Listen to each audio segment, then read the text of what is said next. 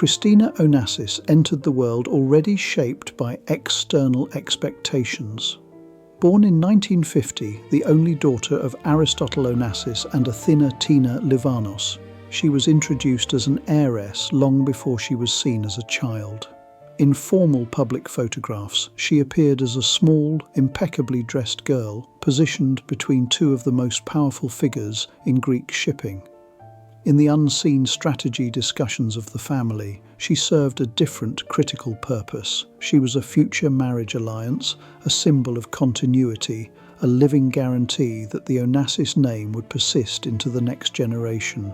The common narrative reduces her to a tragic figure: immense fortune, several failed marriages, too many pills, and an early death.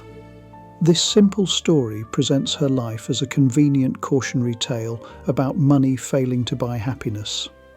The surviving documents and memories reveal a picture far more complex than this simple explanation allows. They expose a world where women held enormous influence, though only within tightly controlled social corridors. The life of her mother, Tina, illustrates this well, caught between dynastic duty and her own profound, consuming depression. Christina's world was filled with female rivals fighting with public charm and private calculation. She grew up as the emotional buffer, absorbing the conflicts between powerful men. Her wider social circle of older women judged and compared her, positioning her like a mere asset on a financial balance sheet. This environment transforms Christina's childhood from an individual tragedy into a key pattern of dynastic life. It becomes a case study in how the continuity of dynastic wealth depends entirely on its daughters. It shows how mothers sometimes sacrifice their daughters while convinced they are protecting them from the outside world. The young girl inherited not only ships and companies, but also carefully hidden fears and a deep, unprocessed grief. Her story began in the world's most glittering rooms, on famous yachts, and in grand European houses. It ended abruptly in a small bathroom in Argentina. Between these two spaces lies an entire system of negotiations and female power dynamics that shaped the woman who was meant to have everything and ultimately broke her. Christina was born into two dynasties that understood the storms of the sea better than the storms of a child's life. Her father, Aristotle Onassis, had leveraged post-war shipping into a colossal machine generating unprecedented wealth. Her mother, Tina Livanos, came from another entrenched, wealthy shipping family. Their marriage was a calculated joining of two major empires. From its very start, observers watched the union as if it were a corporate merger, not a personal relationship. The spaces where Christina lived were designed as instruments of power and alliance, demonstrating architectural sophistication applied to social control. The family yacht, the Christina, was not merely a place for rest and relaxation. It served as a floating stage where crucial business deals were subtly initiated over formal dinners. Photographs were carefully choreographed, and women in their evening gowns became part of the architectural display of influence. The Onassis homes in Europe and the United States were equally strategic, featuring grand staircases for dramatic entrances and drawing rooms calibrated for close observation. Guest lists were composed with the same care one might apply to selecting a board of directors. Within these elegant confines, women exerted influence that never appeared in the business records. Tina organised the dinners and managed social invitations. She decided which powerful wives were worth cultivating and which young women represented an opportunity or a social threat.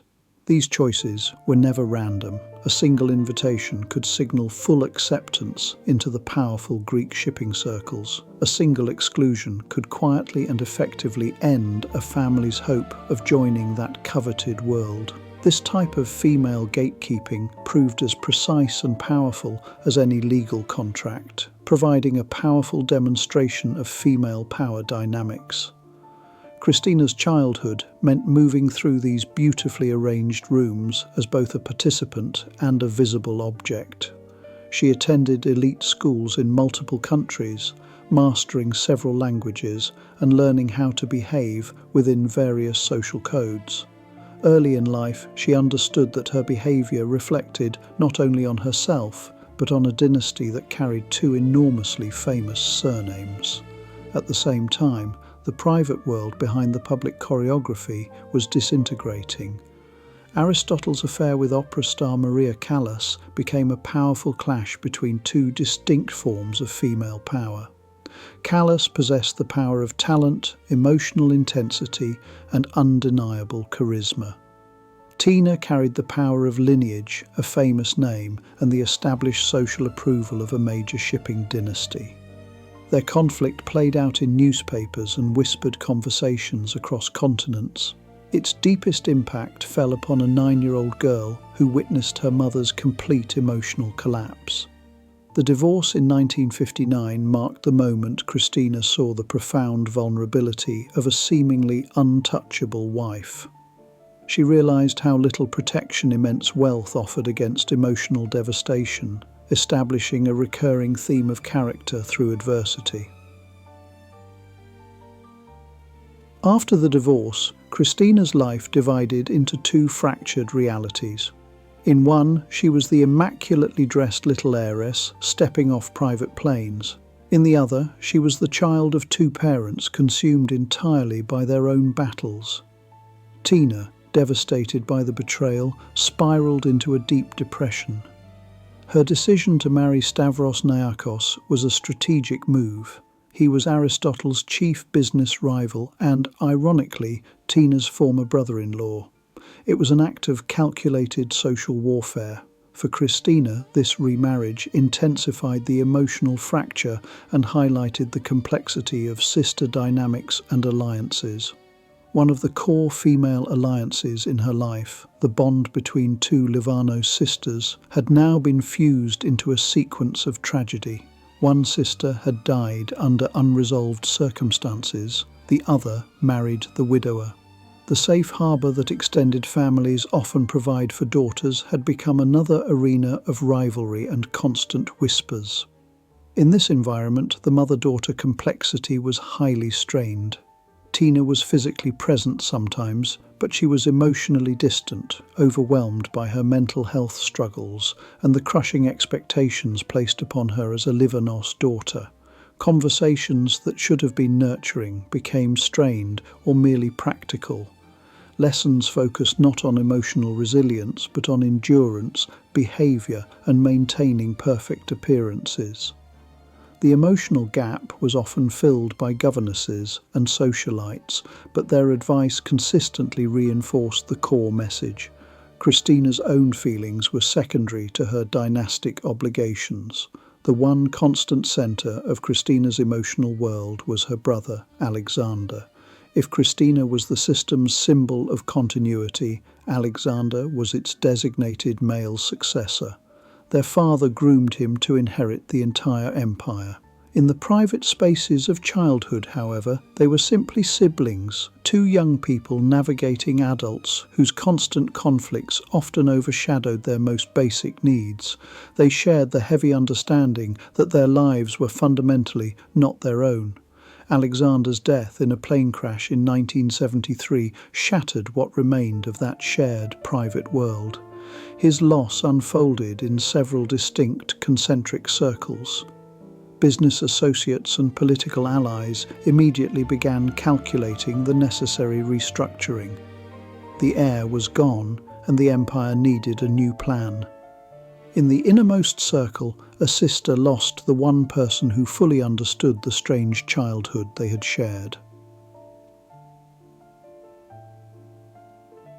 Christina stood directly in the middle of that emotional wreckage. Her position shifted fundamentally overnight. She was no longer just the daughter. She instantly became her father's only surviving child. The question of succession, previously focused only on Alexander, now circled directly around her. Advisors, lawyers, and trustees urgently adjusted their future plans. The vast Onassis fortune had to move somewhere, and the most obvious legal line now ran straight through a woman who had been raised more as a family emblem than as a capable executive. Within 29 months, the so-called Onassis curse took virtually everyone who had defined her early life. Alexander died in 1973. Tina followed in 1974, under circumstances widely described as a likely suicide. Aristotle himself passed in 1975, his ambitions and his health finally broken beyond repair. In less than 3 years, Christina moved from being a single figure in a constellation to standing entirely alone at its devastated centre. The phrase Onassis curse transformed this human tragedy into a kind of mythology, suggesting fate or dark superstition. Yet when viewed through the lens of a dynastic system, it highlights a more practical, structural reality, a powerful example of pattern recognition. This was a family that had concentrated all its strategic and emotional weight on only a few individuals, never creating a broader, durable support network. When those central individuals vanished, the structure collapsed inward. This left the youngest survivor with an emotional load far too heavy for any person to carry. Christina's inheritance was fundamentally double. On paper, she inherited one of the largest fortunes in the world. In her private life, she inherited the accumulated grief of both her parents, the unresolved tensions of her mother's family, and the crushing expectations of an entire social class. The mechanisms governing her wealth were precise and coldly impersonal. Trust structures were established to manage assets across multiple borders. Bankers and lawyers stewarded companies and shifted investments. In most of these key documents, Christina appeared simply as a beneficiary rather than the actual controller. This pattern persists within old money systems. The heiress receives symbolic authority and income, but the deeper levers of control remain firmly in the hands of older male trustees and older women in powerful salons. In such systems, women exerted their real power in the delicate realm of social signalling. Mothers cultivated guest lists, shaped their daughters' reputations, and gently nudged them toward particular courtships. This reality created an impossible tension for a woman already wounded and deeply mistrustful. She searched for genuine companionship, but every potential partner was assessed by those around her as if they were a proposed corporate merger. This is the marriage market as a form of critical wealth management. A truly good husband for a dynastic heiress offered more than mere affection. He offered stability to business partners and critical reassurance to the global banks. He provided the possibility of stabilizing a fragile emotional and financial line. While her parents managed alliances and resentments, Christina's formal education continued seamlessly. Elite schools across Europe and the United States offered polished classrooms. Yet the children around her often carried parallel burdens, treated as simple links in a chain rather than as separate individuals. Christina learned quickly that her vulnerability was a liability in this world, and that people were often approached with motives she had to detect very early in any relationship. The female dynamics surrounding Christina are especially revealing. Her mother, Tina, embodied the pattern of the dynastic wife. She was a highly valued asset of one powerful clan, the polished public face of another, and then was discarded in favour of a more glamorous rival. Her eventual death tragically illustrated how fragile a woman's dynastic position could be. For Christina, this fate became the first model of what it truly meant to be a wife in her world. Other women in her orbit, from governesses to socialites, consistently reinforced the message that personal emotion must always be subordinate to the needs of the dynasty. The story does not end as a simple tale of a woman destroyed by inherited wealth. It also reveals how genuine character forms under unbearable pressure. Christina's attempts to build a family, to seek stable companionship, to protect her daughter, and to honour her brother's memory all show a fierce determination. This determination goes far beyond the tired stereotype of the passive heiress. Her strong impulse to escape the most theatrical aspects of society life came directly from years spent being watched by everyone, but truly seen by no one. Her decision to support foundations and legacies, cultural contributions, reflected a clear awareness that individual lives in dynasties can be heartbreakingly brief, but their institutions can successfully carry meaning forward. Christina grew up in a house that was already emotionally divided. Her earliest memories included not only private islands and grand yachts, but also whispered arguments and closed doors. She witnessed a mother who had been traded away and displaced like a simple asset in a corporate reorganization. By the time Aristotle Onassis married Jacqueline Kennedy in 1968, the painful groundwork was already complete. It consisted of a father treating people as movable pieces and a daughter desperately searching for emotional stability. The public world remembers Jackie as an unmatched style icon, moving gracefully from one global stage to the next. In that highly polished public story, Christina often appeared as a mere accessory, a wealthy, predictable and troubled heiress. The private record, however, tells a different story. Christina defined Jackie as my father's unfortunate obsession.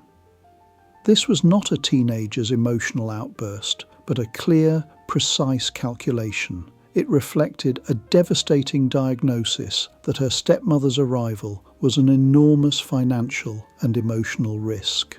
This was not simply romance, it was a major reconfiguration of the entire Onassis balance sheet. Scorpios, the private island, functioned as a carefully managed, enormous stage set. Women navigated this choreographed environment with a different kind of power. Men might discuss shipping rates. Women observed who was seated next to whom at dinner. Into this already structured world stepped Jacqueline Kennedy. She brought with her a mythology formed in the White House, associated with American political dynasty and tragic glamour. To the outside world, Aristotle had married up in terms of prestige. To his daughter, he had brought in a highly capable rival. The stepmother was closer to the daughter's generation than to the father's, intensifying every nuance between them. The stepdaughter developed a strong position that combined politeness with deep suspicion. The mathematics were simple. The more successfully Jackie polished the family's public image and secured her financial claims, the more central she became to that image. Consequently, the daughter risked becoming more and more marginal. In many old money families, stepmothers often operate as curators of image and legacy. They manage public appearances, guard legacies, and edit the family story. Jackie adapted the exact skill set she used for the Kennedy name to the Onassis world. Christina understood this rearrangement of assets instinctively. She had already watched her parents' relationship dissolve over status and money. She saw her mother trade roles from the powerful wife of a titan to an ex-wife holding specific negotiated rights. With Jackie's arrival, the entire system grew instantly more complex. After Aristotle's death, the underlying structural reality revealed itself more clearly.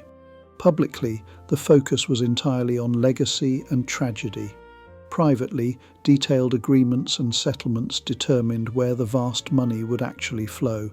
Christina, as the sole heir, stepped into the powerful role her father had once occupied. Jackie, as the recent widow, had to negotiate her own formidable position.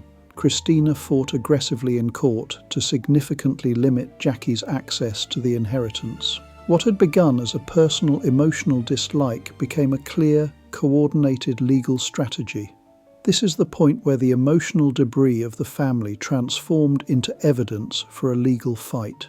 For Christina, the court battles were about more than preserving numbers on a balance sheet.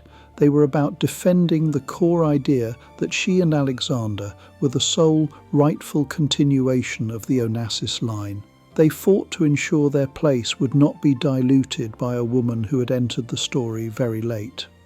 The stepmother-stepdaughter relationship existed simultaneously on three distinct levels.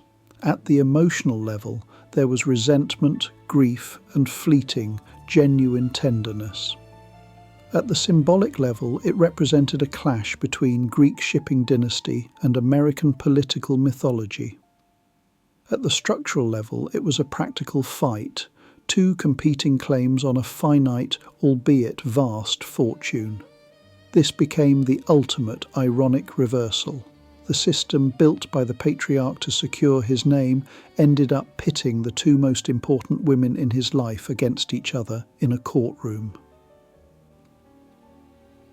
In the longer view of modern history, Christina Onassis stands with a specific group of women. They were women born into immense, unmatched privilege who nonetheless illuminated the painful limits of wealth. Their lives reveal how systems built exclusively for corporate continuity can fail completely to protect their most vulnerable members. Their stories clarify that money can easily buy beauty, comfort, and silence. It cannot, however, purchase freedom from inherited expectations or safety from profound grief. Christina's childhood, stamped by a globally famous surname conducted in exquisite architectural spaces and overshadowed by constant parental conflict and overlapping bereavements, shaped everything that followed. Understanding that painful childhood means understanding more than just one woman's individual tragedy. It means seeing how dynastic wealth forces daughters into complex roles they never chose. It shows how mothers caught inside the same system sometimes wound the very children they believe they are trying to protect. Her life closed one chapter in the history of the Greek shipping dynasties. Her daughter's far more private existence immediately opened another. Between the lavish yacht decks and the quiet, closed houses lies a continuous pattern of female experience. It is the process of navigating love, duty, loss, and expectation inside structures primarily designed by others. In this crucial sense, the story is less about an inexplicable curse and much more about a discernible, repeating structural pattern. The ships continued to sail, the foundations continued to award grants, and the legal entities persisted. The dynasty, in financial terms, survived. The woman at its centre did not. Her story also complicates simple narratives of victimhood. Christina was not only acted upon, she made choices about marriages, about friendships, about medical treatments, about how closely to engage with the family business. Some of those choices worsened existing patterns. Others represented genuine attempts to step outside them. She was both deeply wounded and, in certain moments, strikingly strong. Across old money families, that imbalance appears again and again. Capital proves astonishingly durable. Human beings, even the wealthiest, remain fragile. Christina Onassis's life, with all its tragic symmetry, offers one of the clearest, most haunting demonstrations of that truth, providing a profound study in comfort content toned through educational curiosity.